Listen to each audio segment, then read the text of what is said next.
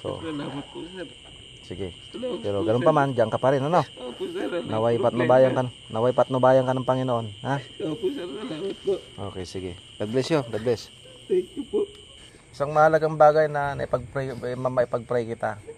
Kasi alam mo kaibigan, gagaya sabi ko sa iyo, ang buhay ay mahalaga. Hindi nais ng Diyos bawat tao ay mapahamak. Pati sa ka doon kaibigan. Anong pangalan mo? Meron po, sir. Gusto mo bang ipag-pray kita?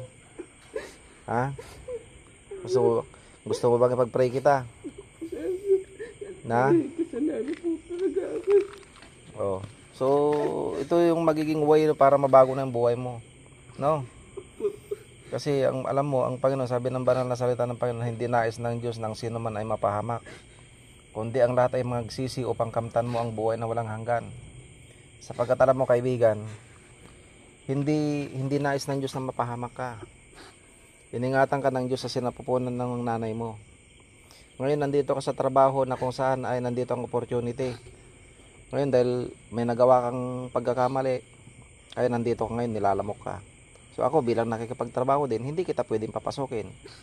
Okay po, sir. Naitanda ko po eh.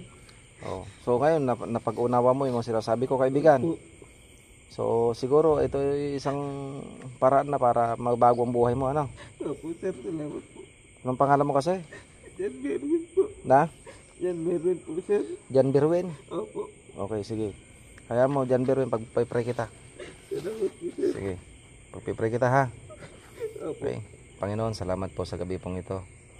At nilalapit ko sa iyo ang taong ito, si Jan Berwin, Panginoon. Bagamat siya ay may nagawang pagkakamali kung bakit narito ngayon sa labas ng compound. Panginoon, hinihiling ko na siya ay baguhin mo ang kanyang buhay. Manaan nawa, Panginoon, na sa iyo ang kanyang banal na espiritu. Ngayon, kaibigan, nais mo bang tanggapin ang Panginoong Hesus sa iyong buhay? Opo. So ngayon, sige, sundan mo ako sa panalangin. Panginoon,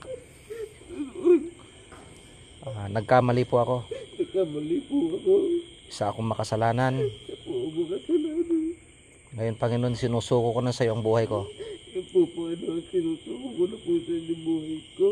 At nais kong talikuran Nais ko po sa likuran. ang lahat ng aking pagiging marumi. Ang po, pagiging marumi.